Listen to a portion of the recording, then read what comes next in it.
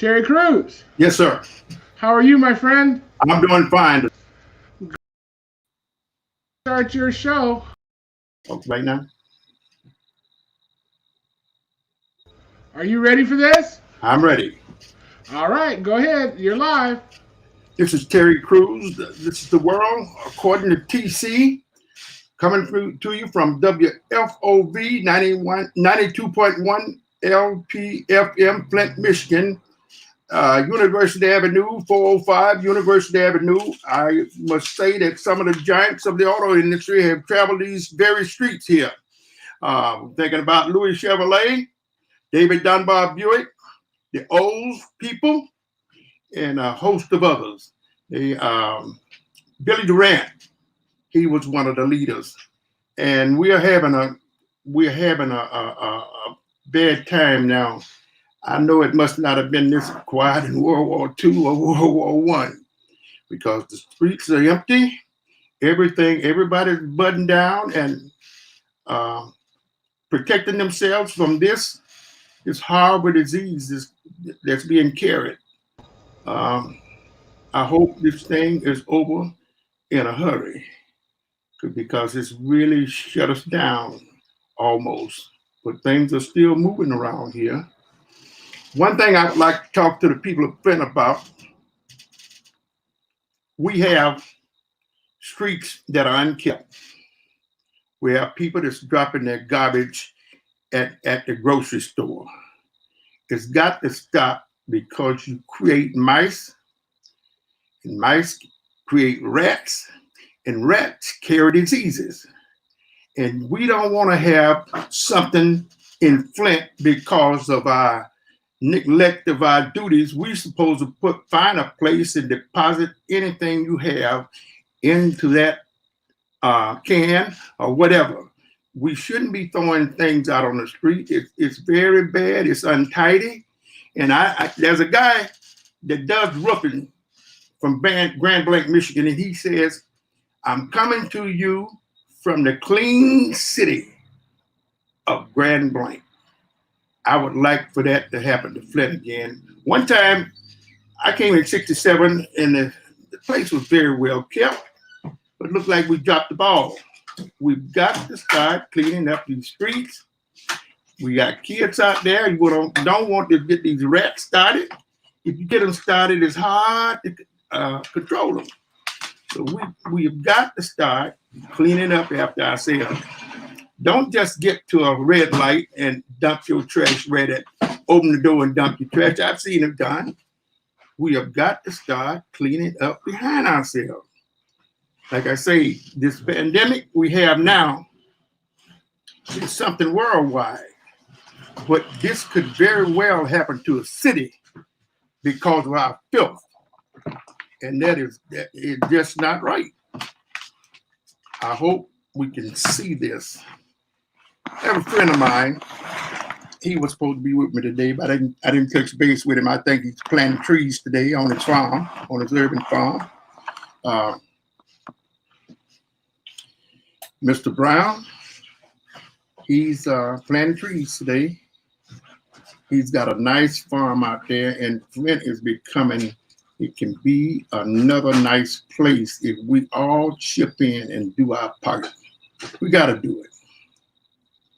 Another thing we don't have the police department that we used to have. There's some thing has to be done to shake that up back into place. Get it back into place. So consequently, the driving public knows it, and they drive up and down these streets 60, 70 miles an hour on Cloud Road, 80 miles an hour on Ballinger Highway. That is not the place to do it. We have a speed limit. Obey the speed laws. You shouldn't have to be, people, police on your tail all the time. You should do it because it's safety. It's a safe thing to do. Because when you rush in that vehicle, and I don't know what you're rushing for, because the only place we all have to go is to the grave. You don't want to hurry there, do you? please, let's slow down and take care of our children. The children has to see us. We should be setting good examples for the children. They look at us and they wonder, what in the world is wrong with these people out here driving like that? And I'm trying to go to school. I'm trying to get on the bus. Some of them even try to run around the bus stop sign. It's bad. Please, ladies and gentlemen, let's see what we can do. We can do it. It has been done. We can do it again. I don't like for people to be looking over my shoulder. I'm a man. I can do things on my own. I wish everybody would feel that way. We got to do things on our own. Nobody has to be over your shoulder 24/7. It's bad. Another thing, Mr. Marcus Brown is not with me tonight. I was hoping I could get over to his place, but I seen his truck out in the field, and I know he's planting today. He wants to get all his trees in before the start of summer, and while it's time to grow. And he has had some wet fields, and he's trying to overcome that. He's a hard-working man. Fellow man in arms, Marine. I'm a soldier, but he's good people. I like being around Marcus Brown. He's got a man cave over there. We were supposed to do this show from his man cave last week, but we couldn't get everything situated in the right place, and so we had to come to you today from the studio downtown. We could have done it remotely, but we just didn't. We didn't meet together right. We didn't get it right. One thing I would like to talk about. I was down to Georgia about 3 months ago, and I saw a fellow student of ours that's in our classroom, Charlie Hayes.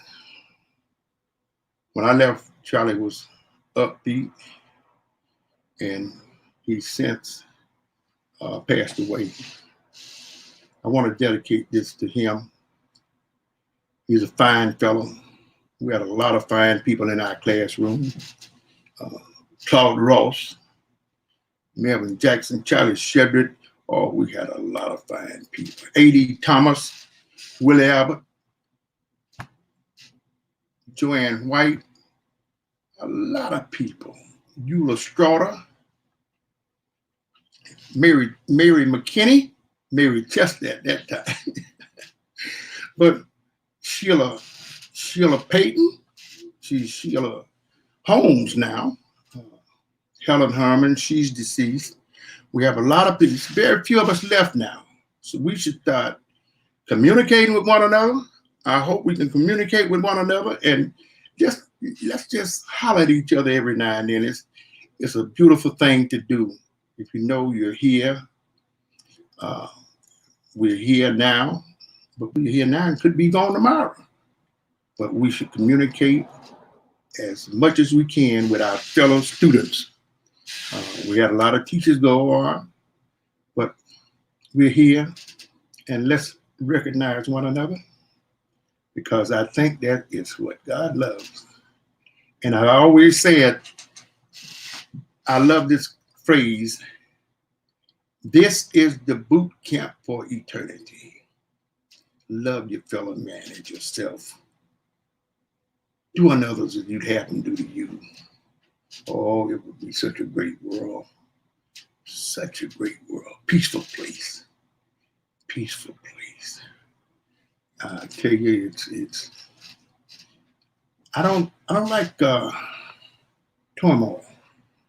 I remember at 17, I stood by, well, I was turning 18, stood by 1962. During the Cuban crisis, I was afraid, shaking in my boots. But then I had to get a hold of myself and know, hey, this is your job, man. You signed up. You're a combat soldier. And I had to do it. It was blessed we didn't have to go to Cuba. But it's just, just one of the things we just didn't do. And I'm glad it didn't happen. Then come Vietnam along, and it messed us all up, messed a lot of people up. I'm glad that's over. War is no good for anyone. It's bad. We lose people. We lose a lot of things. We lose a lot of things in war. And this nation wants to stay strong. Other nations want to stay strong. And that's what we should be working toward. Peace.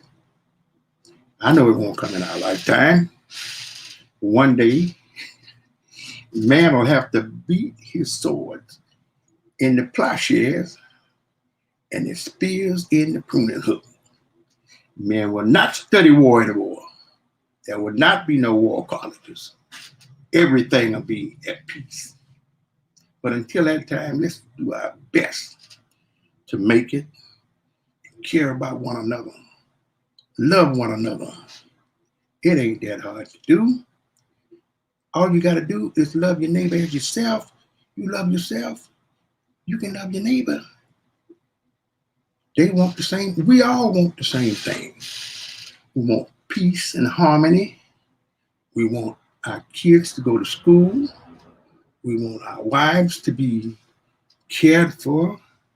All our children be cared for. I have the same desires that the next man does. It's how we go about doing it. And I can't do it if I cheat my fellow man. I wouldn't want him to cheat me or talk down to me. But let's learn to be brothers and sisters. Let's learn. We gotta, some of these things it's hard to do because, you say, well, it's always been that way. It's a lot of things. It's a lot of people went against the grain. It's a lot of people in this country has gone against the grain when people were trying to hold other people back. There were some people that stood up to the plate. I'm thinking about this time.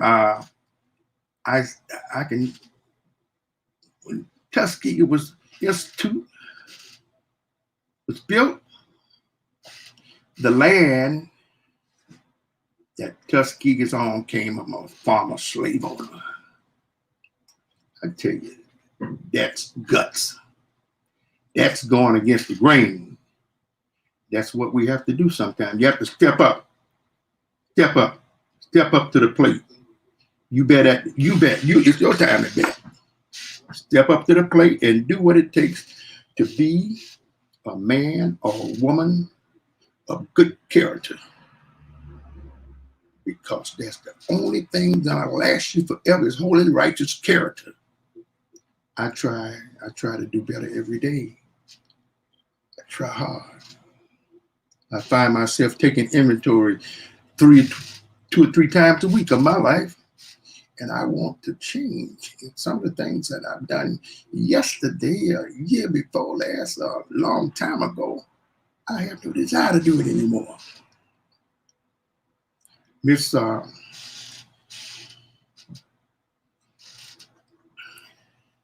Withersmith is a nice person I met. Her and her family, some nice people I met.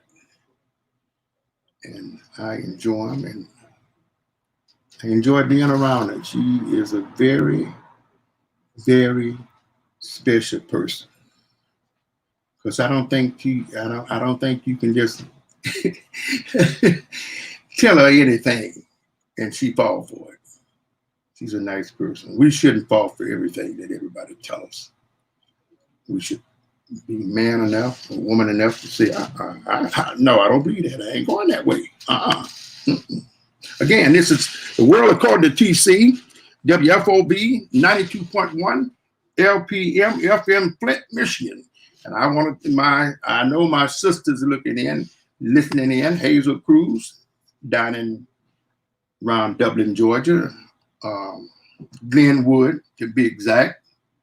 And my brother-in-law there, he's ailing a little bit, but Jimmy, everything's gonna be all right. A lady representative, a labor rep, that represent my plant, Miss Errol Fortnite. She's been ailing a little bit, hanging there. Miss Shirley Brown. She's been ailing a little bit. Her husband, Don Lacey, is ailing a lot. And I want, let's hang in there and give Miss Shirley and Don Lacey all the support they need. Don has always been a good friend of mine. He was I think an outstanding superintendent because he didn't fall for anything. He did not fall for anything. The man did his job. He wouldn't fall for anything, and people just didn't step on him either. He was a good person, a Christian. Sung in the choir. Don was a very good friend of mine. He is a good friend of mine. I just be glad when this pandemic is done, where I can get out and be about my father's business, helping the elderly, seeing about the people that are sick, the down and out, the downtrodden. Oh, that was a calling of mine. That was a calling of mine. Years ago when I was a little boy. And I tell you, the Eternal has guided me all of my life. Ever since I was 5 years old. He led me where I am today, Flint, Michigan. He said, it's time for you to go. And my uncle, he kept asking me to come up here, man. And I didn't want to go. I didn't want to leave Atlanta, but I tell you, I'm glad I did. Atlanta's a little bit too much for me now. The city's too big, and the streets are too crowded, and the roads are bumper to bumper. I don't think I could handle that. In fact, I made my exit off the expressway when I went to my last class reunion. I haven't been on it since. Truck drivers almost drove me up a tree. And I talked to one of our representatives about that. You know, going in CK, we get some laws in place like Ohio. And he's now mayor, but he laughed in my face. He thought it's funny. It's not funny when you get out on the expressway and trucks pushing you, almost running over you. I hope somebody else sees it better. But he thought that was funny. I didn't think it was too funny. It's enough to be out there and all of that speed, because people don't drive the speed limit. They drive the way they want to drive until they get to Ohio. And then everybody drives the way they're supposed to drive in Ohio. But when you get to Michigan, them trucks is out there jumping on you again. Get to Kentucky, they jumping all over you again. But get back to Ohio, and I kind of breathe a sigh of relief because it is so nice to drive in Ohio. It is so nice. In Michigan, Kentucky, Georgia, Tennessee, it's a rat race. And I don't like it. We need public transportation. I mean, rail transportation where you can go from point A to point D in a matter of hours, not a couple of days. I experienced that in Europe. The trains are great. I could visit my brother. We visited each other every other weekend. It didn't take us long. He was in Frankfurt, Germany, and I was in Erlangen. It didn't take us long to go see each other. I also seen some guys from my hometown there, a home area, from Cuthbert, Georgia, Leroy Smith, some other guys, Arthur Ford, he was from Blakely, all of them around in the neighborhood. And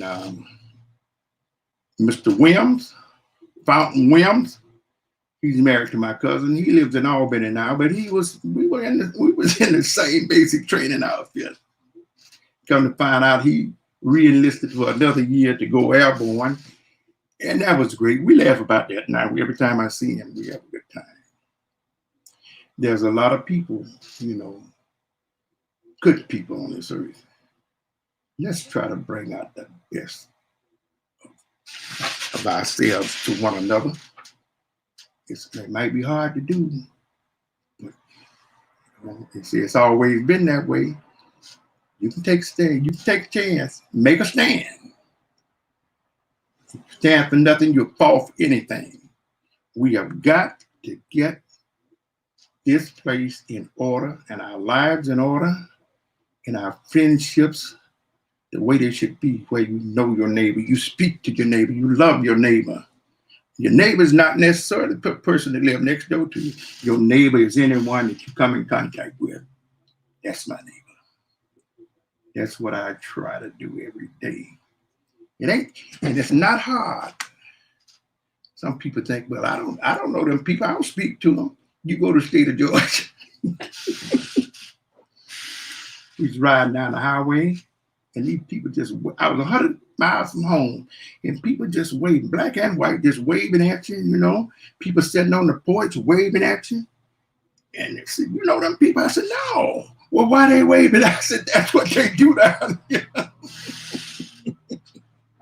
It's very comical, but it's good. It was good. You walk into a store, you greet it, you smile. How you doing? Good morning. That's nice. That's the way it should be. That's the way it should be. It would be a much better place if we just put aside foolish pride and do something good for someone else other than yourself. And people that are driving those cars like you got no place to go. I mean, but I'm telling you, the only place we all got to go is to the grave. Why rush there? Why rush it? Why rush it? I'm telling you this because it looks bad. It looks bad. People, there's some people, older people might be slow in front of you, and then people get on their tail end, it's riding them. And before you know it, you get a chance to pass them, and there's a person about 75 or 80 years old, just trying to make it to where they want to go. And you done, some of people get on their horn and blow, won't make them leave. That's not right. You scare those people. You scare them.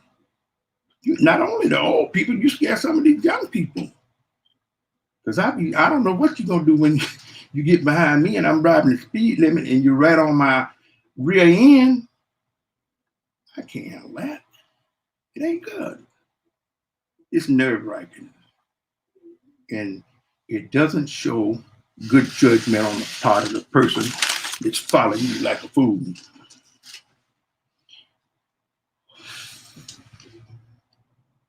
These are just some of the things I just wanted to drop on you that's been on my heart all week. But the cleanliness of the city, the police department that we don't have,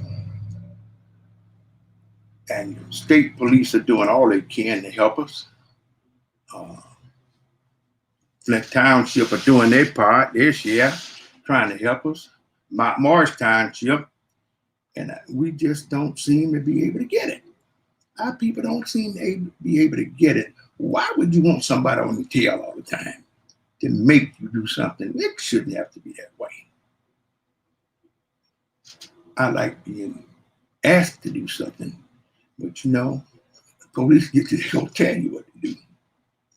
And it's not right. It's not right.